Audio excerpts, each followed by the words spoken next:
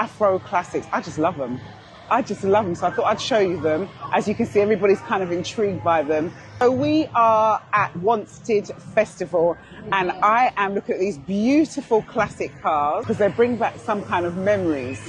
I just love it. Look at them. Tell me a bit about this. Like, this is an amazing, like all these cars, like how did it start? How long? We're Afro Classics.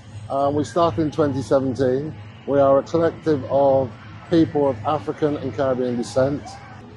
About 200 strong. Wow. Membership. Focus is really to try and bring our community together and just restarting some of those honest discussions that we need to have and we have been encouraged not to have, because sometimes by speaking the truth, someone will tell you it's offensive or it's difficult, but it's the truth.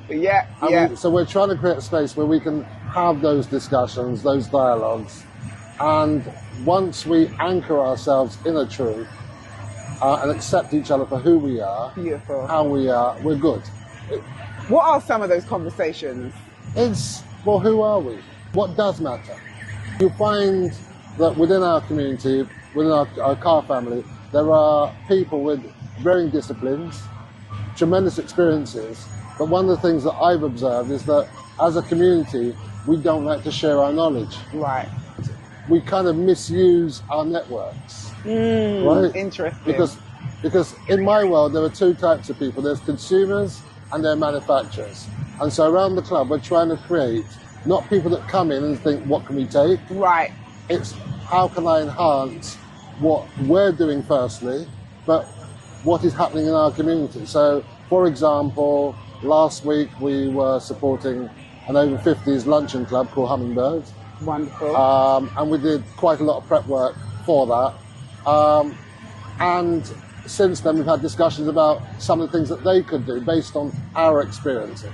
Wonderful. And so it's just sharing that knowledge and just progressively moving forward.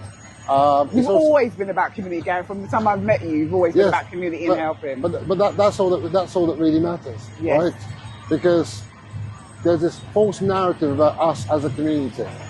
You know, a lot of our people, not most of our people, but a lot of our people are believed to be in jail. A lot of our kids are supposed to be murderers. And if you ask the average black person in London how many black people in the UK, or what proportion of people in the UK are black, they'd probably say 20, 30%. Right. The reality is less than 4%. Wow. If you are Caribbean, there are less than 630,000 black Caribbean people in the UK. That is a fact. So once you're armed with that fact, you then say, well, how can we be responsible for all the knife crime? Right. Right? The truth starts coming out, basically. Yes. And then when we start talking amongst ourselves, or we ask honest questions like, who in your family has or is doing time for murder? Right. Or in your friendship circle? And I can say, for my part, no one. Nobody in my part. And most people that I speak to say no one. So it's a false narrative that we have been encouraged to push, and we need to educate ourselves and just accept the truth for what it is. It's written down. So the cars, so basically you've done what we love the most: food, car, and a good time together.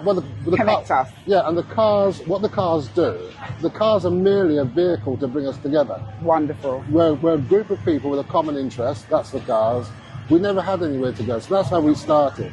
Because we'd go into your typical English car club, and we were treated as though we weren't really there. I wouldn't say we were treated as second-class citizens, but we weren't there. There was nothing culturally appropriate for us. There was no consideration for us. So we got to a point where we said, we're going to do it for ourselves, right? And when we've got scale, we'll go into their environments and we'll do our thing. So if you come to an Afro Classics event, we'll always have food, we'll always have music. We have what we term as sound system clashes, where members bring their old vinyl. And, love it. And we have a little rave. So where do you keep the cars?